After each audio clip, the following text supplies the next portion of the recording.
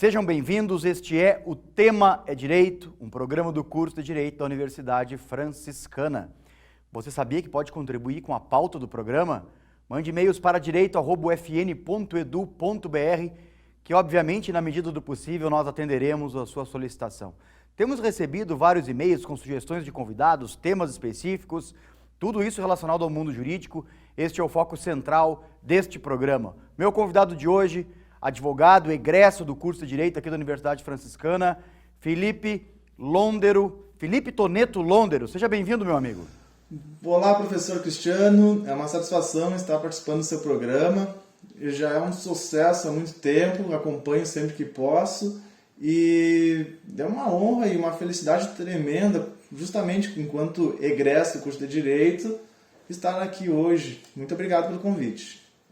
Felipe, és advogado na área de Direito de Família desde que você saiu aqui do curso de Direito da Universidade Franciscana. Eu queria te ouvir um pouquinho sobre isso. Na tua opinião, quais são os desafios do advogado da área de Direito de Família hoje no Brasil? Perfeito, professor.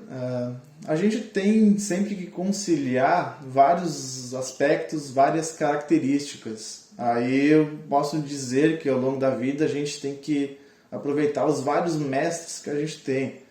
Aí eu posso citar inicialmente na academia, na UFN, a professora Bernadette, que ela é a nossa professora de família e sucessões.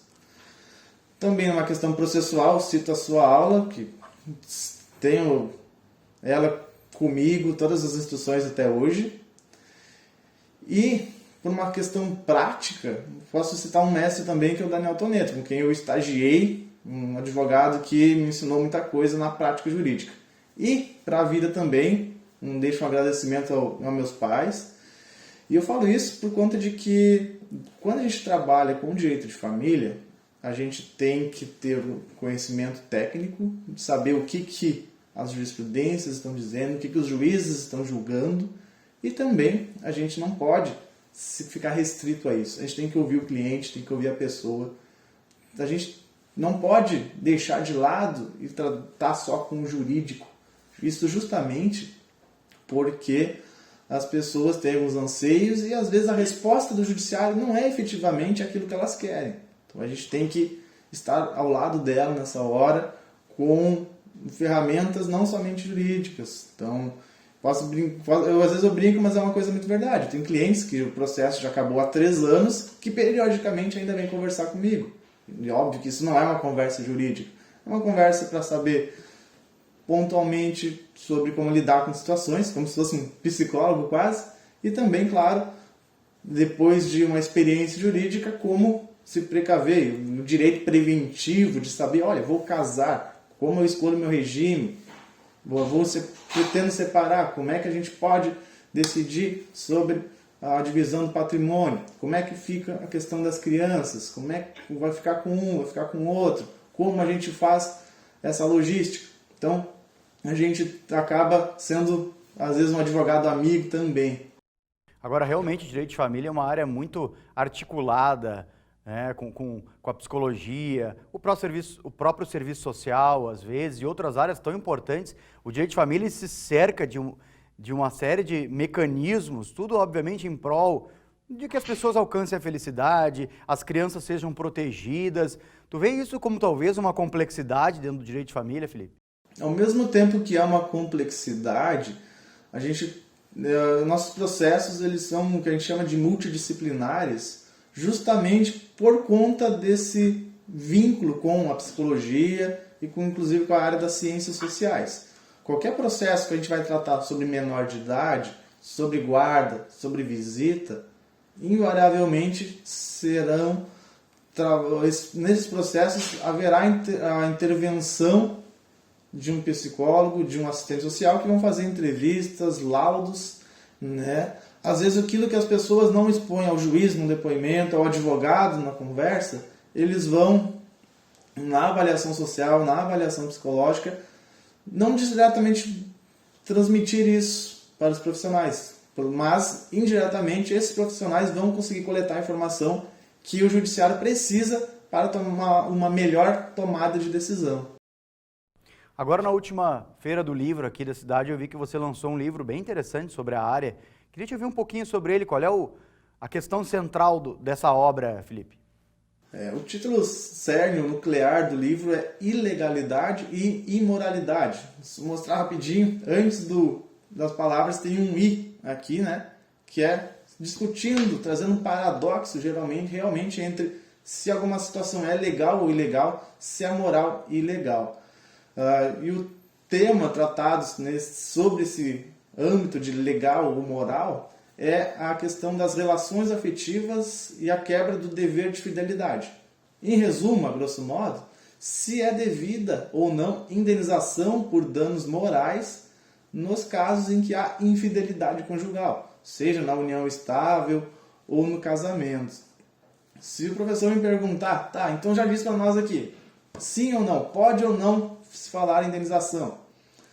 Nosso direito a gente fica muito restrito se a gente tiver que dizer sim ou não, porque entre o sim e o não existem várias circunstâncias e a gente não pode excluí-las. Se tivesse que dizer, seria não, mas não posso bater o martelo com certeza nisso. A gente estuda muito no Dia de Família que ela é uma área que mais representa a nossa sociedade a nível de anseio social, no interesse. Ela é a área que o judiciário se molda diuturnamente para se adequar à sociedade. Como assim? Se a gente for olhar algumas poucas décadas atrás, existia somente o casamento, a união estável não era reconhecida. Hoje existe uma união estável que é semelhante, com os mesmos direitos e obrigações, que é equiparada então ao casamento. Um pouquinho também mais atrás, para se divorciar é necessário um tempo de separação primeiro. E isso parecem pequenas coisas, é só uma questão burocrática ou de procedimento, mas não. As pessoas ficavam vinculadas a um casamento, já separadas ou casadas a vida inteira e separadas de fato. E o judiciário demorou a perceber essa necessidade de reconhecer o chamado divórcio direto, que foi implementado na nossa Constituição Federal somente em 2010. E por que eu faço esse contexto, essa introdução histórica para falar de infidelidade? Historicamente, o casamento ele tem um vínculo muito forte com a igreja e com o advento do divórcio direto, os casamentos, as uniões estáveis, elas são muito mais cíclicas, líquidas, são agitadas, vou dizer assim, porque o núcleo e a principal característica das famílias hoje, a nível de direito das famílias, que a gente nem chama mais de direito de família, mas direito das famílias, porque ela não existe mais um modelo canônico, único de pai, mãe e filhos, mas casais homoafetivos, a própria união estável, assim como outros tipos de famílias, de 3 pessoas, singulares de uma pessoa só, pai e filho, mãe e filho, entre irmãos e por aí vai. Então, essa evolução ela tem que ser sempre acompanhada. E por isso mesmo eu sempre vou repetir. A gente não pode limitar as respostas a sim e não. Porque o que é sim hoje, amanhã já não serve. Tá? Como é que eu posso dizer também?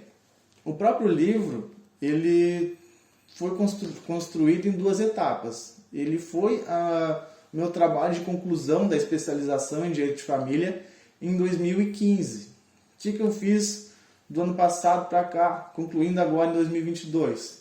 Eu reli ele, atualizei ele, e quando eu vi que havia uma história daquele estudo feito de 2010, 2005 a 2015, a nível de jurisprudências e julgados sobre o tema, eu tentei não modificar mais aquilo que estava escrito, e aí eu fiz de forma bastante volumosa nele, neste ano, um pós-fácil, que é o quê? Uma releitura daquela obra. Então eu mantive praticamente o original, sabe, correções, enfim, da redação original de 2015, e em 2022 eu fiz esse pós-fácil trazendo novas jurisprudências, trazendo novas leituras sobre as jurisprudências já existentes E aí a gente percebe, tal qual uma evolução da minha parte, a nível de, enquanto autor, o que eu via, o que eu entendia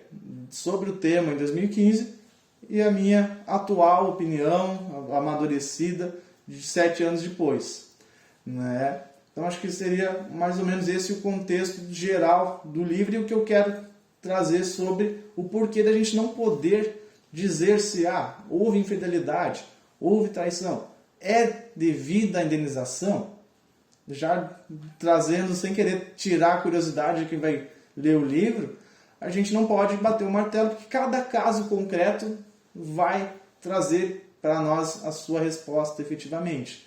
Isso no contexto de que deve-se verificar a extensão dessa prática, que dano ela trouxe, como faticamente ela se desenvolveu, né? Sem entrar muito em mérito de cada caso específico.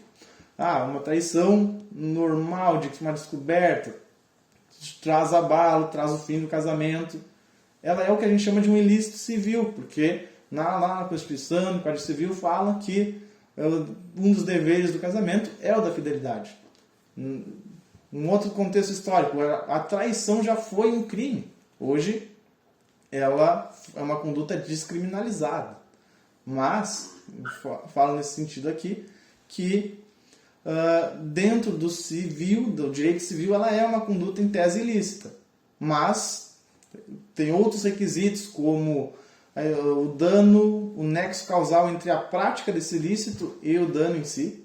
E aí a gente tem que verificar a extensão, se ele vai... E então já de pronto digo que o deferimento, a procedência de um pedido indenizatório, ele vai partir desses requisitos e também de uma situação de anormalidade.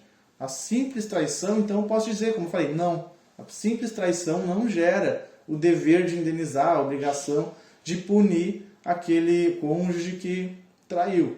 Mas vai ser necessária, então, uma extensão danosa para além do normal, que modifique a vida das pessoas. Tal qual um acidente de trânsito tem um seu patamar de dano, extensão de dano para calcular o valor da indenização, e aí citar uma consequência, por exemplo, a morte, a invalidez da vítima, óbvio que se estende, aumenta, por conta da maior consequência, o valor da indenização. Em direito de família, quando a gente trata de infidelidade, se for o caso de trabalhar-se e de deferir, conceder a indenização, ela vai ser também analisada, né, por uma extensão no sofrimento da vítima. Todos sofrem. Não é porque sofreu com a traição que vai ser indenizado. Aí a gente fala de uma questão de modificação na vida. A pessoa perdeu o emprego, a pessoa perdeu o rumo da vida. Aí que a gente vai falar, então, vai poder falar em dever de indenizar. Eu quero te parabenizar pelo livro. Sei que ele foi prefaciado por uma referência aqui do curso de Direito da Universidade Franciscana, que é a professora Bernadette Leder dos Santos. Ela é quase fundadora do curso de Direito aqui da Universidade, mas te parabenizo aí pela obra, pela tua trajetória na advocacia. Acho que temos que organizar um lançamento aqui na Universidade, considerando o fato de que você é egresso aqui do curso de Direito, né, Felipe? E te dizer que as portas do estúdio estão sempre abertas a ti aqui e agradecer, por óbvio, ao aceite do convite de participar do nosso programa.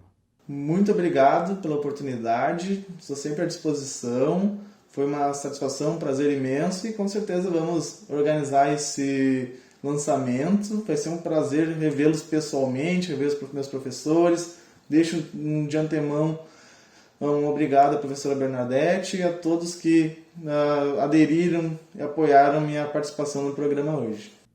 Maravilha, nós é que agradecemos. E agradecemos a você também pela audiência. Fique ligado nos próximos programas da TV da Universidade Franciscana. Até a próxima.